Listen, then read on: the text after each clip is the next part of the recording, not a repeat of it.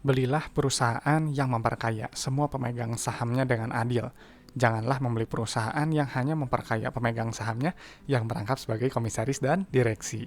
Oke, jumpa lagi dengan Edwin di channel Analisis Laporan Keuangan. Untuk kali ini saya mau bahas BBTN ya, Bank Tabungan Negara. Oke, ini udah 2025 Q3 ya, kita lihat apakah perusahaan ini kinerjanya bagus nggak ya di periode yang sekarang ya. Oke, jadi kita disclaimer dulu. Jadi video ini disusun oleh saya, Edwin, dengan tujuan sharing analisis dari sudut pandang pribadi saya. Jadi si materi ini sifatnya hanya edukasi dan informasi umum ya, bukan rekomendasi investasi dan tidak dimaksudkan sebagai ajakan beli, jual, atau hold saham yang dibahas ya. Jadi setiap keputusan investasi itu adalah tanggung jawab masing-masing teman-teman ya. Jadi teman-teman itu harus do your own research ya. Silahkan analisis lebih lanjut kalau memang perusahaan ini menarik gitu ya. Jadi jangan jadikan analisis saya ini sebagai analisis yang utama. Nah jadi gitu ya, BTN nih ceritanya ya, saya harus nilai dulu nih pakai 3 kriteria saya gitu ya, masuk nggak gitu ya sebelum saya beli sahamnya. Yang pertama itu syaratnya harus bagi dividen gitu ya. Kenapa? Karena perusahaan yang bagi dividen gitu ya adalah perusahaan yang sudah terbukti untung dari bisnisnya gitu. Jadi keuntungan itu nyata gitu ya, disisihkan oleh perusahaan dan dibagikan kepada kita pemegang saham, bisa kita nikmati. Jadi nggak cuma ngaku-ngaku untung aja di atas kertas kayak gitu ya. Dan pastinya perusahaan yang bagi dividen itu adalah perusahaan yang pro kepada kita pemegang sahamnya, yang menghargai kita pemegang sahamnya. Dan jadi kalau nggak bagi dividen, bisa jadi perusahaan tersebut hanya memperkaya segelintir pihak gitu ya, mungkin pejabat perusahaan atau mungkin owner perusahaan yang merangkap sebagai komisaris dan direksi gitu ya. Dan untuk top manajemen, komisaris dan direksi gitu ya, jabatan seperti ini itu sudah gajinya itu ratusan juta gitu ya. Jadi kalau mereka mengelolanya nggak profesional, asal-asalan gitu, harga sahamnya anjlok terus, ya udah nggak usah pusing juga gitu ya, karena mereka sudah dapat gaji besar gitu ya, tiap bulannya udah pasti gitu. Sedangkan kalau kita kan kita cuma dapat dari dividen gitu ya, setahun sekali gitu ya, gitu. Atau mungkin dari capital gain gitu. Cuman kembali lagi kalau perusahaannya di manage nggak baik juga kan harga sahamnya anjlok juga gitu. Jadi kita kerugiannya double gitu. Makanya jadi kita harus hati-hati dalam memilih perusahaan ya. Dan pastinya perusahaan yang bagi dividen itu adalah perusahaan yang punya kondisi bisnis yang sehat. Jadi kalau kondisi bisnisnya lagi nggak bagus nih, lagi rugi terus gitu, arus kasnya lagi susah, utangnya terlalu besar, perusahaan itu biasanya nggak bagi dividen gitu ya, kecil kemungkinan karena mereka akan mengutamakan survival dulu ya, bertahan hidup dulu gitu. Jadi kalau memang teman-teman udah tahu nih ada perusahaan yang bagi dividen gitu, punya kondisi bisnis yang sehat gitu ya, pastikan teman-teman itu harus beli di bawah nilai wajarnya gitu ya, pada saat under value gitu. Jadi jangan beli ketika harganya super premium ya, pucuk di atas gitu, jangan gitu, karena nanti akan rawan koreksi gitu ya. Kalau udah koreksi ya jadi capital loss gitu ya, mengharapkan kan nanti dijemput gitu ya, setidaknya BEP gitu ya, perlu waktu gitu. Jadi memang teman-teman sebelum berinvestasi ya memang harus gunakan akal sehat Anda gitu ya, akal sehat kita juga kita. Jadi jangan FOMO gitu ya, jangan mudah ikut-ikutan orang, jangan mudah percaya stock pick, rekomendasi, analis, dan juga jangan percaya kepada saya juga gitu. Jadi teman-teman itu harus analisis sendiri gitu ya, harus analisis lebih lanjut, harus punya alasan yang jelas gitu ya sebelum beli saham tersebut gitu. Dan memang kalau saya gitu ya dari 2016 sampai sekarang yang mengikuti konsep value investing gitu ya. Jadi saya beli ketika harga saham itu di bawah nilai wajarnya gitu ya, pakai PBV gitu, kurang dari satu saya cicil beli gitu ya. Lama memang gitu, holdnya lama gitu, minimal biasanya setahun sampai 3 tahun gitu ya. Lalu ketika PBV-nya mencapai satu gitu atau kembali ke satu, saya take profit gitu ya, selesai, atau hold lebih lama kalau memang kinerjanya bagus. Jadi kalau di tabel nih saya lihat misalnya belinya di 0,65 ya profit cuma 53%, belinya di 0,8 ya profit cuma 25% ya, dan seterusnya. Jadi memang yang saya lakukan ini nggak cari yang multi bagger ya, nggak cari yang untungnya ratusan persen gitu, lambat. Metode saya ini yang saya biasa lakukan itu kayak kura-kura gitu, atau mungkin lebih lambat dari kura-kura ya gitu. Nah jadi memang prinsipnya secara umum sih kalau untuk investasi ya memang kita harus sabar ya, harus berorientasinya jangka panjang gitu ya, nggak bisa kita sebulan 2 bulan 3 bulan mengharapkan keuntungan yang cepat gitu ya, agak sulit gitu ya, kecuali kalau memang ya momentumnya pas gitu. Dan pastinya memang ya harus fokusnya ke value gitu ya. Jadi apa ya, kalau misalnya saya nih value-nya pakai PBV ya, saya fokusnya di book value gitu ya, saya lihat kinerjanya, baru setelah itu saya tentukan entry price-nya mau di range PBV berapa. Nah kalau teman-teman nggak pakai PBV juga nggak masalah gitu ya, carilah metode valuasi yang memang nyaman gitu, misalnya pakai enterprise value, pakai DCF, pakai guard gitu, atau pakai apalah gitu ya, cari aja gitu ya yang mana memang cocok. Dan kenapa saya sampaikan seperti itu ya, karena harga saham itu nanti pada akhirnya akan mencerminkan kinerja perusahaan dalam jangka panjang gitu. Jadi nggak jangka pendek, karena kalau jangka pendek itu nggak ada hubungan harga saham dengan kinerja perusahaan gitu. Jadi perusahaan yang buruk juga banyak yang digoreng naik harganya gitu ya, dan banyak juga investor yang beli ikutan nyangkut aja gitu ya. Jadi nanti kembali lagi ya ke perusahaan yang buruk itu meski harganya digoreng naik gitu ya. Nanti kalau jelek ya dia nanti akan turun lagi ke harga sepantasnya gitu ya, mungkin ke gocap atau mungkin ke di bawah 50 gitu ya. Jadi jangan sampai kita jadi investor yang nyangkut lalu teriak-teriak di medsos gitu ya, kasihan sebenarnya gitu ya. Jadi bilang mungkin saham itu ya judi gitu ya, atau kayak scam gitu ya, enggak gitu ya.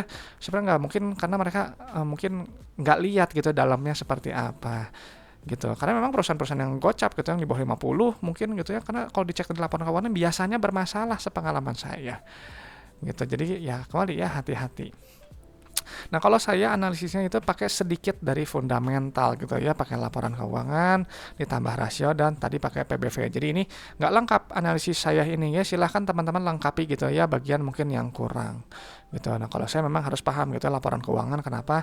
Karena baik dari neraca, laba rugi, dan arus kasnya ini nanti akan akan bercerita tentang kondisi perusahaannya gitu ya, lagi sakit atau mungkin lagi stroke gitu ya, atau mungkin lagi apalah, hipertensi, cancer atau apa gitu ya, lagi sakit gitu. Jadi kita bisa tahunya dari si laporan keuangan yang terbit setiap 3 bulan sekali. Kita nanti akan muncul 7 ciri perusahaan sehat gitu ya, versi Edwin. Apa aja? Ya ini ya, bisnis sehat, kita uang kasnya nyata, ada likuiditas yang cukup ya, keberlangsungan operasinya baik, bisa bayar dividen, nggak bergantung utang terlalu besar, bertumbuh, berekspansi jangka panjang, dan juga menjaga kepercayaan kita, investornya dan juga kreditornya yang kasih pinjaman. Dan kita sebagai investor itu nanti akan diuntungkan lewat valuasi harga saham yang cenderung naik sesuai dengan kinerja perusahaannya gitu ya, dan juga akan stabil gitu. Ketika ada penurunan jangka pendek gitu, nanti dia akan naik lagi gitu ya, atau mungkin melambung lebih tinggi selama kita belinya itu, harga beli kita itu nggak di harga yang terlalu mahal, yang terlalu premium. Makanya saya sampaikan gitu, hati-hati gitu ya, perhatikan harga beli kita. Dan jadi ini ya, si BBTN ini akan saya screening ya pakai 7 syarat saya gitu. Apa aja? Ini dividen, saldo laba, PBV kurang dari 1, PER, dan pola arus kasnya ya, nanti akan dipindahkan ke Excel seperti ini gitu ya. Nanti teman-teman bisa download gitu ya, gratis ya, linknya ada di deskripsi video, passwordnya ALK Edwin gitu ya. Nah, jadi sebelum kita mulai, saya mau minum dulu sebentar ya, haus di sini memang agak kering.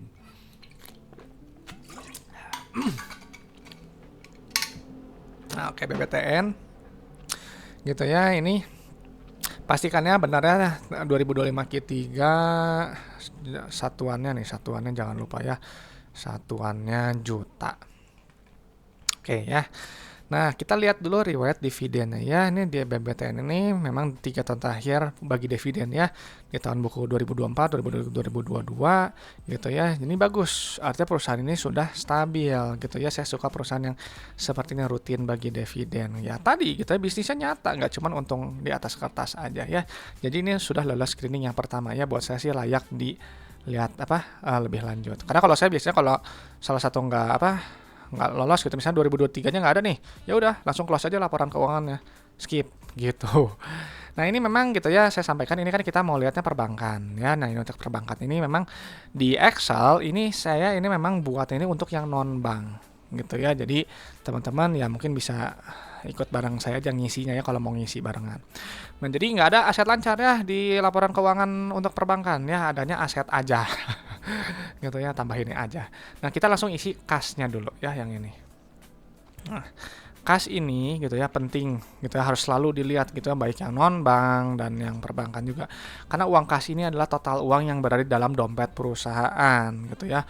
Uang kas ini digunakan untuk apa aja? Untuk bayar operasional, untuk bayar ekspansi usaha, dan juga untuk bayar pinjaman kalau ada. Jadi kalau nilai terlalu sedikit gitu nanti ya bisa terganggu gitu, salah satu atau ketiganya.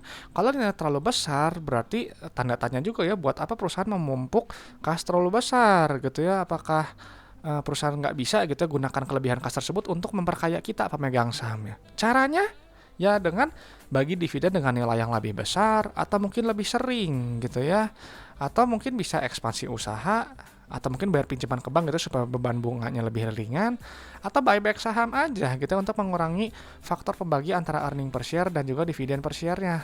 Alhasil kan kita dapatnya lebih besar ya, terutama dividennya, dan laporan keuangan juga akan lebih menarik ya, earning per share-nya juga lebih besar gitu. Jadi ada banyak cara untuk memperkaya pemegang sahamnya ya. Nah, setelah itu kita langsung cek ke bagian ekuitas ya, langsung pilih saldo laba yang ini.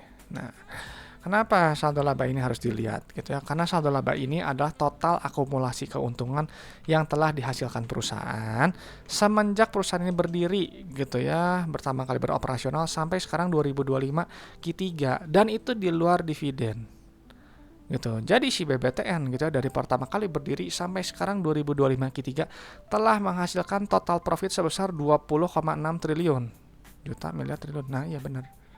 Gitu juga, jadi dia terbukti untung, terbukti profit, bisa bagi dividen gitu ya.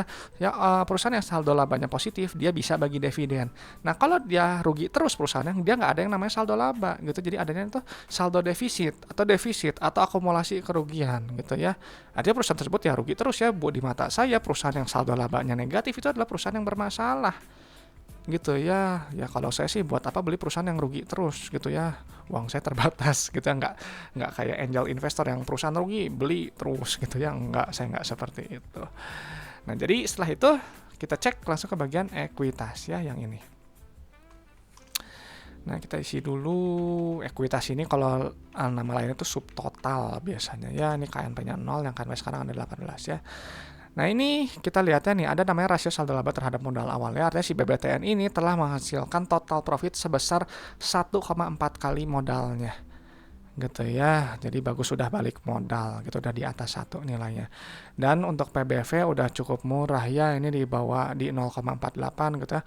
Potensi profitnya 107% gitu. Ini udah cukup menarik buat saya ya, bagi dividen juga bisa gini ya. Tinggal harapan aja mungkin sentimen bank bisa naik gitu ya.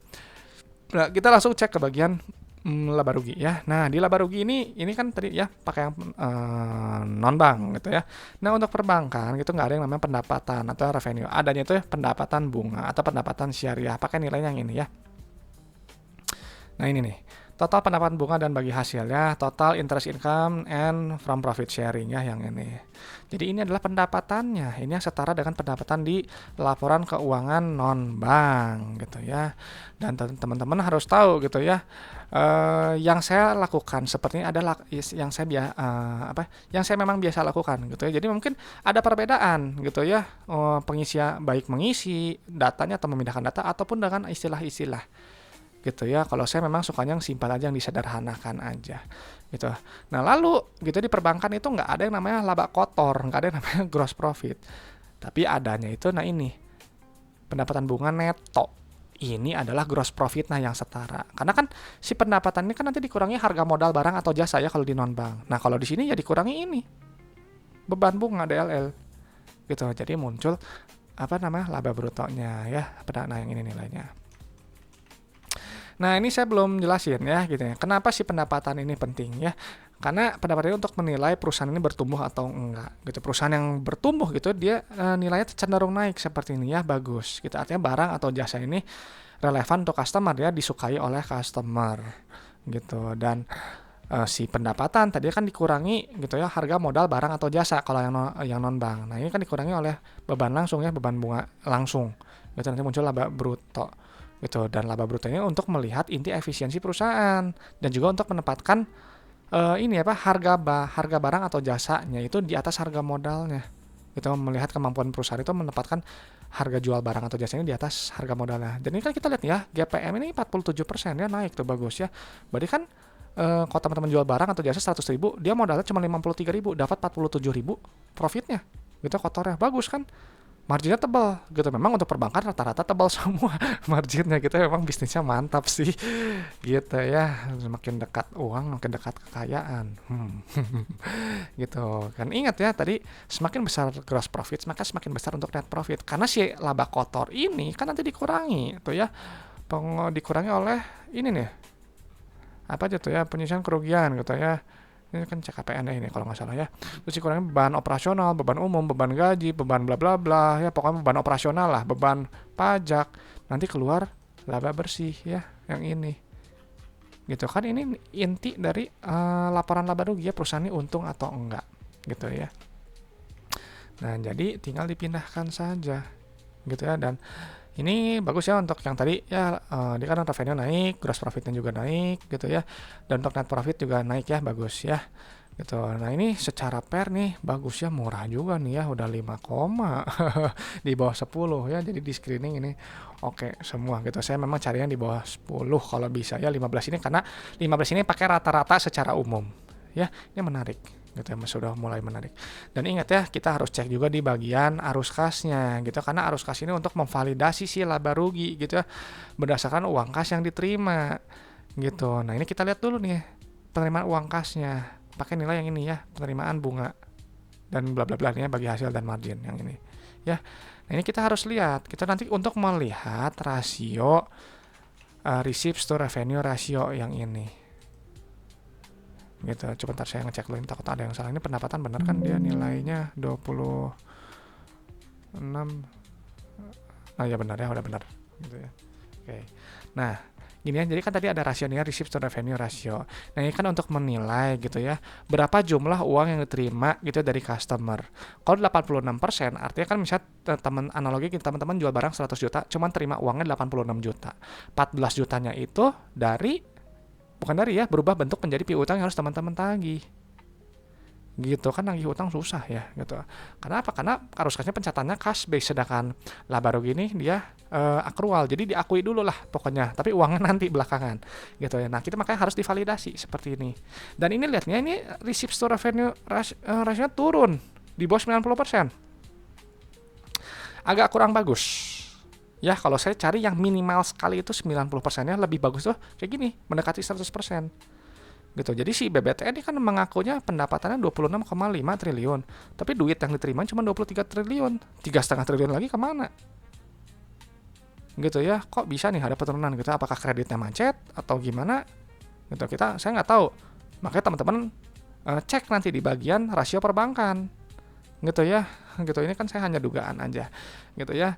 Nah ingat ya, uang kas ini harus diterima gitu ya, meskipun rendah gini ya, kita harus lihat juga bisa nggak gitu untuk menutup operasional, untuk ekspansi usaha, dan juga untuk bayar pinjaman gitu ya. Nah ini kita lihat ya, 23 ini digunakan untuk bayar operasional atau bayar bunga ya, bayar gaji bla bla bla, nanti keluar net CFO yang ini nilainya ya. Jadi kalau untuk perbankan gitu, CFO-nya itu yang setara itu yang sebelum perubahan aset dan liabilitas operasi ya. Jadi jangan pakai yang ini, bukan yang ini, tapi yang ini yang benarnya gitu. Jadi ini nilainya bagus ya, positif ya, artinya si BBTN itu dia menghasilkan uang tunai dari bisnisnya gitu ya. Jadi uangnya nggak habis buat operasional aja. Nah lalu sisa uang itu digunakan untuk ekspansi usaha, itu nilainya negatif ya. Ini baru bagus gitu ya, cuman memang ini ekspansi usahanya yang periode ini besar sekali gitu ya.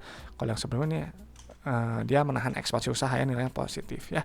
Sebenarnya positifnya nggak selalu buruk gitu ya, gitu, nggak selalu buruk, cuman akan saya lebih sukanya yang negatif ya, kan dia berekspansi gitu ya. Tuh penerimaan obligasi pemerintah gitu ya.